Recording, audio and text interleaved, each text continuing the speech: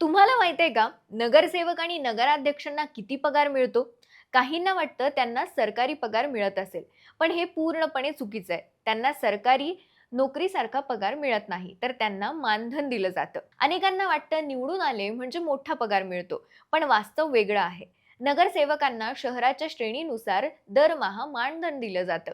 मोठ्या महानगरपालिकांमध्ये नगरसेवकांना साधारण 20 ते 25,000 रुपयांपर्यंत मानधन मिळू शकतं. तर नगर परिषद किंवा लहान शहरांमध्ये ही रक्कम 10 ते 15,000च्या आसपास असते. नगराध्यक्षांचं मानधन हे नगरसेवकांपेक्षा थोडं जास्त असतं आणि काही ठिकाणी ते 40 ते 50,000पर्यंत जाऊ शकतं. याशिवाय बैठक भत्ता, प्रवास भत्ता आणि काही सुविधा दिल्या जातात. म्हणजेच हे पद सत्तेसाठी नाही, तर जबाबदारीसाठी असतं. अशा रोचक माहितीसाठी त्याचं काय महाराष्ट्राला Instagramवर फॉलो आणि YouTubeवर सबस्क्राईब करायला विसरू नका.